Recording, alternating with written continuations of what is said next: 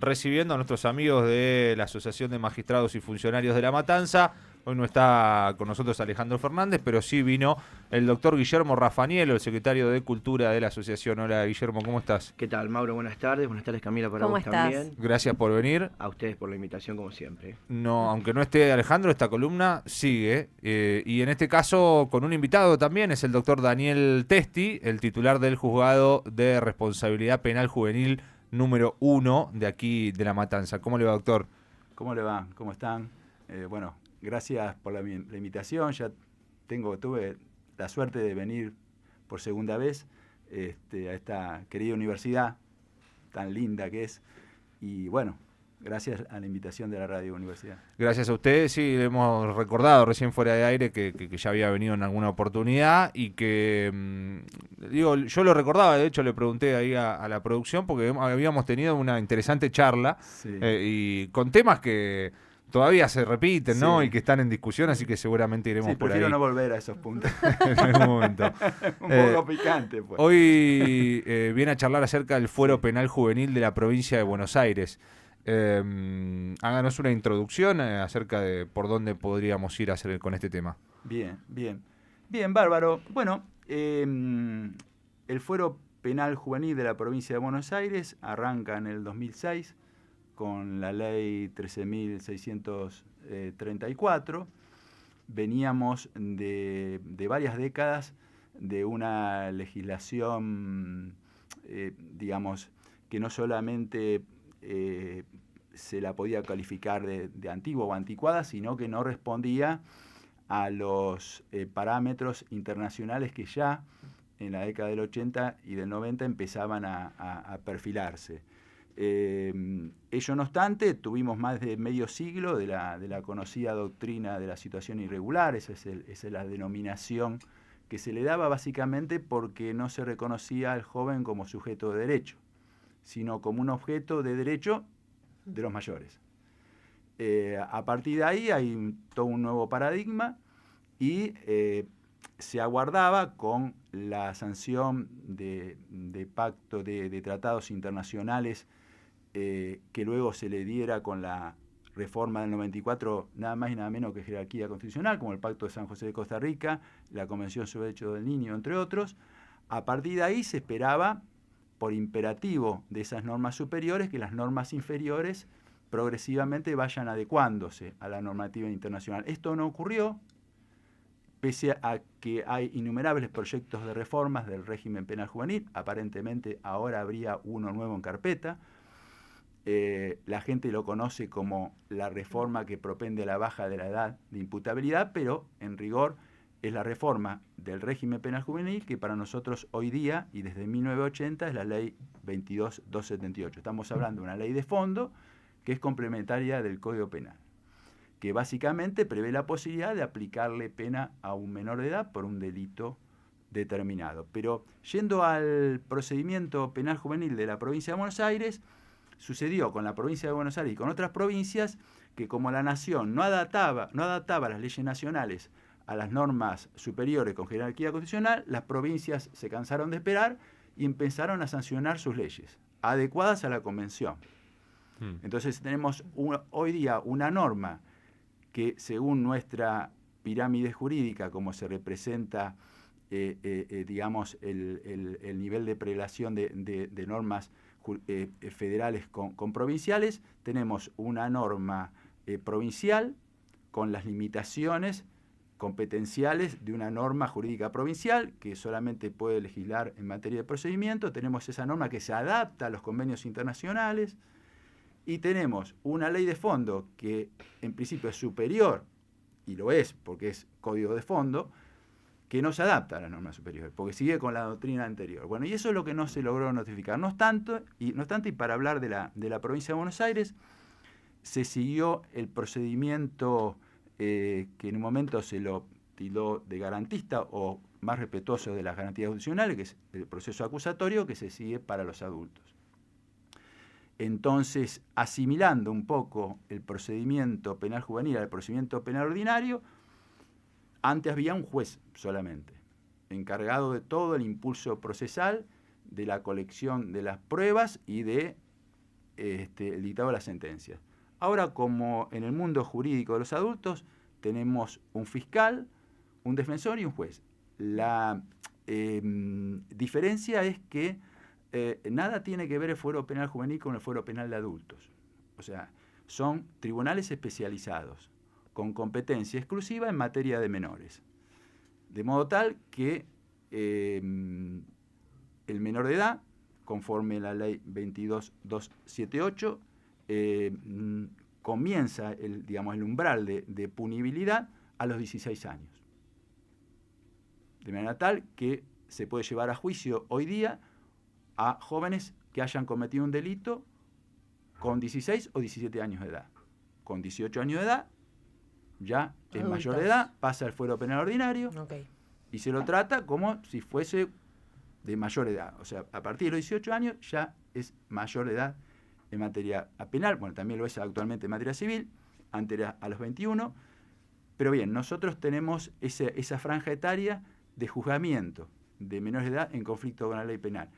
Los órganos que intervienen, hoy día tenemos también nosotros, como los adultos, el Tribunal de Casación Penal, que interviene como instancia revisora en las sentencias definitivas, las cámaras de apelaciones y garantías. Estos dos órganos revisores no son especializados. Son las mismas cámaras y el mismo Tribunal de Casación que revisa las sentencias de adultos. Después la especialización empieza con el Tribunal de Responsabilidad Penal Juvenil, que está integrado por 3 jueces. En los distritos, como ocurre en La Matanza, donde solamente hay 2 jueces de responsabilidad penal juvenil, el juicio se celebra con el juez de garantías que no haya intervenido en el proceso.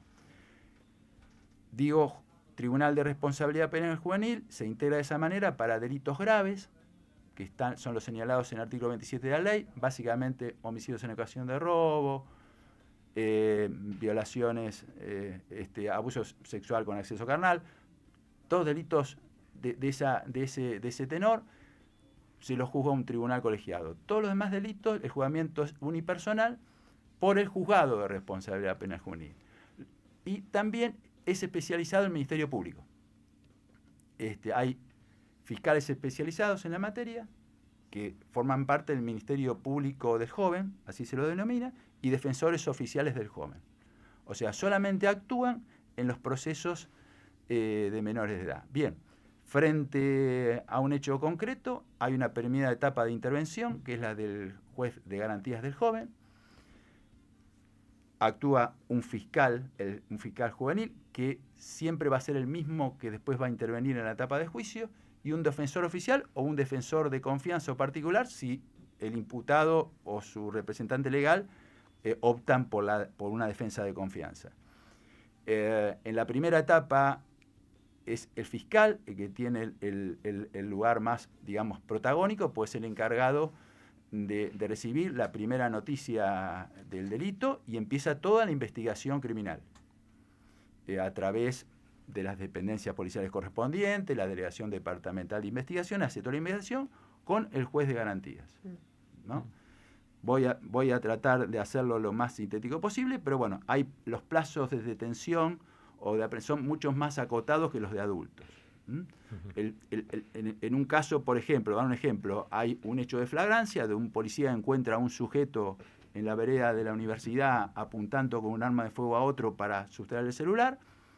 Es jurisdicción territorial nuestra. Si ese sujeto tiene 16 años de edad, arranca en la etapa de garantías. La policía lo aprende en flagrancia, el fiscal tiene que pedir la detención para que pase a ser detenido, y ahí el juez de garantías es el que analiza si la detención es procedente o no. Y lo mismo pasa con la prisión preventiva, que siguiendo el ejemplo es muy probable que se requiera y se conceda. Bueno, después esa causa es elevada a juicio, y cuando se eleva a juicio interviene el juzgado de responsabilidad penal juvenil, si no es un delito grave, de los que enumera el artículo 27 de la ley, y si no, el Tribunal de Responsabilidad Penal Juvenil, que se conforma como lo dije antes. Hay distritos que tienen, como Lomas, por ejemplo, tienen 3 jueces de responsabilidad penal juvenil, por lo tanto, pero es un tribunal, no es como en adultos que el tribunal ya está conformado y establecido, digamos. Hay un tribunal donde todos los días están los 3 magistrados.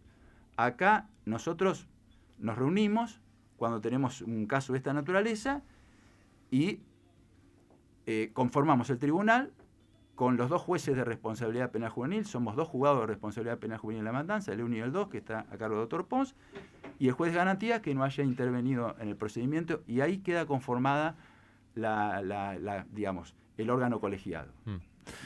Estamos charlando con el doctor Daniel Testi, es el titular del Juzgado de Responsabilidad Penal Juvenil. ¿Cuántas preguntas, no? Sí, porque hay, bueno, está hablando del sistema penal para jóvenes o menores, en realidad, entre 16 y 17 años. Hoy, y recién marcabas, ¿no?, cómo han avanzado algunas provincias en ese sentido por encima de la Constitución o de la ley federal. Y hoy el debate es, o por lo menos lo que se quiere incorporar de un sector de la política, ¿no? Más bien, y me imagino que es un debate en el ámbito judicial, esa baja de la edad de imputabilidad. ¿Vos considerás que es necesario dar ese debate, que es significante la cantidad de delitos que ocurren en esa franja etaria? Y quisiera sumar también a lo tuyo, que vos nombraste lo de la legislación internacional, ¿no? ¿Qué se dice al respecto de eso? Bueno, yo creo que a partir de tu intervención hay que arrancar de ahí, ¿no? Porque primero, bueno, estoy obligado a decir que yo desconozco el contenido de este supuesto nuevo proyecto de reforma, que en definitiva es una reforma de la ley 22.278, que es nuestro régimen penal juvenil. Más allá del nombre que se le quiera dar, al fin y al cabo es una reforma, una reforma del régimen penal juvenil. Es decir, no hay un código penal juvenil, no hay un código penal paralelo, hay un régimen penal juvenil. Ahora, que palabras más, palabras menos, dicen quiénes pueden ser punibles, a quiénes se los puede procesar, siendo menores de edad, a partir de qué edad, y a quiénes se les puede aplicar una pena de prisión efectiva, digamos. El tema de la baja de edad sí es un tema que vuelve a la carpeta, vuelve al tema del día.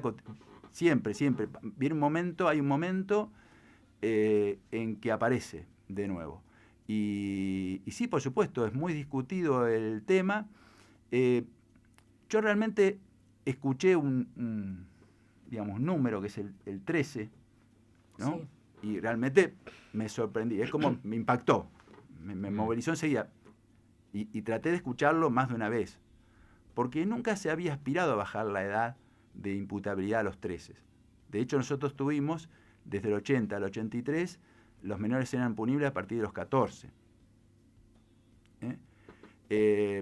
Nunca a los 13. A mí me sorprende sobremanera que se procure bajar la edad de imputabilidad a los 13 años.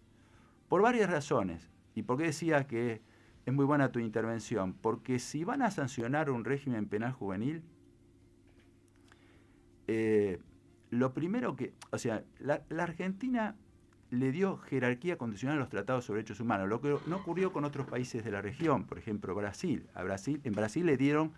Aprobaron la Convención sobre Derechos del Niño, el Pacto de San José, pero le dieron la misma jerarquía de las leyes nacionales. Con lo cual una ley nacional puede derogar una norma de ese tratado, porque tienen la misma jerarquía. O sea, se puede ir al caso de una ley posterior, deroga la anterior. Acá no puede ocurrir esto. Ni siquiera denunciando los tratados, porque hay un sistema de apartamiento de los tratados, es lo que se llama en el derecho internacional denuncia de los tratados, pero hay constitucionalistas muy importantes que sostienen que cuando se maximizan los derechos humanos a través de un tratado internacional sobre derechos humanos, ya no hay manera de volver atrás. Entonces, y la Argentina le dio semejante jerarquía a los tratados sobre derechos humanos. De manera tal que hoy, sancionar un régimen penal juvenil, hay que mirar primero la Constitución, porque es una ley nacional que debe ser sancionada en consecuencia de la Constitución. Hay que hacer un control de constitución. Esto digo hay que hacer porque cuando nosotros hablamos del control de constitucionalidad, parece ser que es algo de los jueces solamente. Y es cierto, nosotros lo hacemos, pero no solamente nosotros, claro, porque los legisladores tienen que sancionar leyes en consecuencia de la Constitución. Digamos que los legisladores o los asesores especializados con que normalmente cuentan nuestros representantes, para reformar la ley 22.268 tienen que mirar toda la estructura convencional sobre derechos humanos y llevar a cabo, como lo debe llevar a cabo cada autoridad pública, un control de constitucionalidad, pero también un control de convencionalidad. O sea, aquellos países que han ratificado un tratado sobre derechos humanos, y con más razón la Argentina, que le dio jerarquía constitucional, si va a sancionar una norma que necesariamente va a ser de inferior rango, inexorablemente esa norma se tiene que adecuar a la norma superior, si no es inconstitucional. Claro, los tratados internacionales tienen rango de constitución. Exactamente. Por debajo Claro. están las leyes. Arriba de la pirámide. Exactamente. Y el tema de la niñez es un tema, digamos, crucial en este aspecto de la superioridad de normas jurídicas, porque hay fallos de la Corte Interamericana de Derechos Humanos que han condenado a la Argentina por violación a los derechos humanos de los niños. Por ejemplo, está el famoso caso Mendoza, que Mendoza versus Argentina, que resolvió la Corte Interamericana en el 2013. Te lo cuento rápido. Entre el 1999 y el 2002 condenaron en jurisdicción nacional a prisión perpetua y a reclusión perpetua a, no sé si eran 4 o 5 chicos. Bueno, en ese momento estuvieron privados de su libertad, uno de ellos murió, aparentemente porque las condiciones de detención eran absolutamente incompatibles con la dignidad humana, murió, no se investigó demasiado por qué se murió, otro fue víctima de torturas y quedó sin visión, tampoco se le dio un tratamiento adecuado, y en ese momento la doctora Estela Maris Martínez, que a lo mejor es conocida entre nosotros, que era defensora general de la Nación, y otros abogados, y llegaron a través de la Comisión Interamericana, llegaron a la Corte Interamericana de Derechos Humanos. Más allá, que no es el caso de la pregunta, que la Corte Interamericana decidió que no es aplicable la prisión perpetua para aquel que ha cometido un delito siendo menor de edad, dio las razones, pero no me quiero explayar para ser respetuoso del tiempo, pero en lo que interesa señalar, le ordena porque la Corte Interamericana, más allá del tema decidendum, o sea, más allá de la cuestión que se ha controvertido, estamos hablando de fallos contenciosos, no de opiniones consultivas, nada, fallos contenciosos donde el Estado argentino fue condenado, fue declarado responsable de los hechos denunciados. Entonces puede apartarse y hacer sugerencias o indicaciones al Estado parte, pero que tienen que ver con el caso que se está debatiendo. Y digamos, utiliza la palabra instar. Insta a la Argentina a dictar un régimen penal juvenil adecuado a los estándares internacionales. Y pone el acento en el tema de prevención. Porque no hay que punir al de 13 ni al de 14, hay que hacer prevención.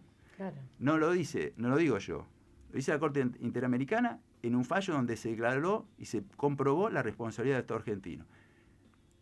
La Corte Interamericana en ese momento le dice al Estado que tiene que prestar atención al tema de prevención y tiene que ayudar a los grupos de jóvenes que están en estado de vulnerabilidad y también a sus familias, para lograr un pleno desarrollo de su personalidad y que puedan integrarse a la sociedad.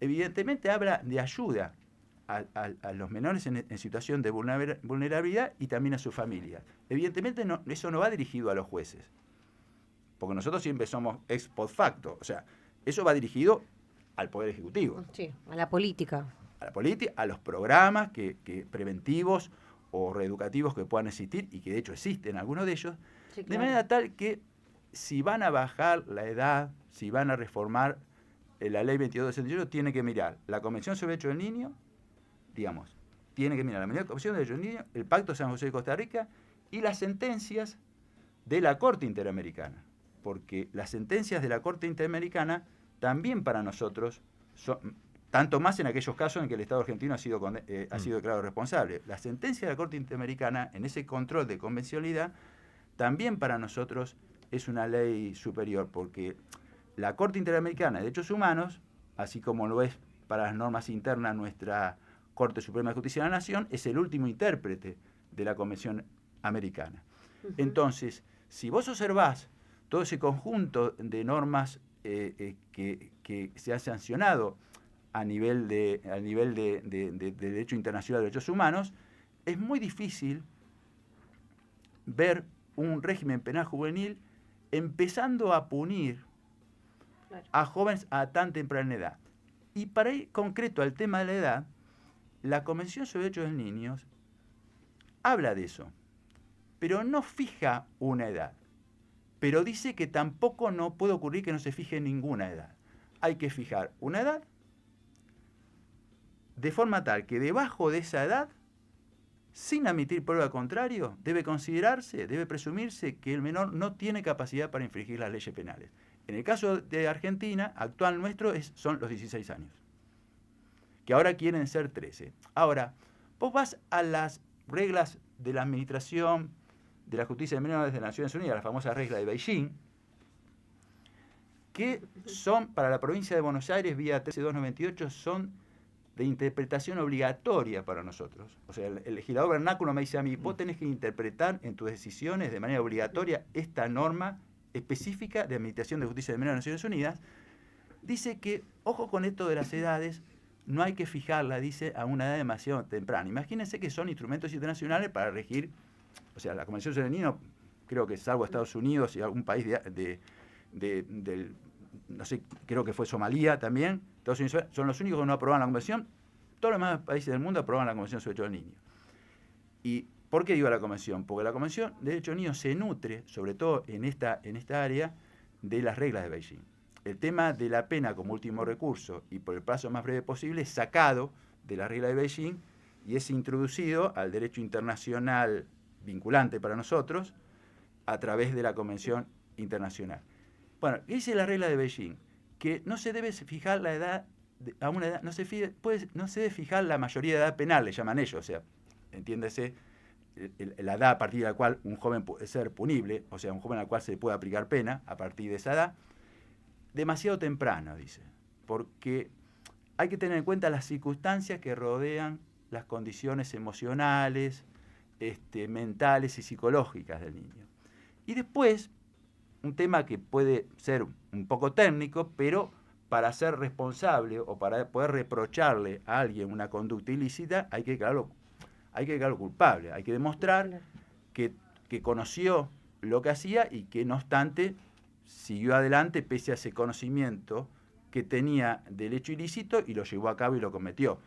Digamos, ese conocimiento de la criminalidad del acto y la voluntad de legislaciones va disminuyendo a medida que se va bajando la edad. Entonces, fíjense que estas reglas se han conformado, bueno, la Convención sobre los Niños estuvo 10 años debatiéndose con los principales juristas del mundo, los mismos que estas normas de Naciones Unidas.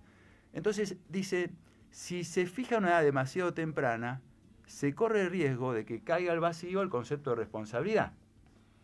Porque, bueno, el famoso fallo Maldonado de la Corte Suprema de Justicia Nacional habla de culpabilidad disminuida y se está refiriendo a un sujeto de 16 años. ¿No?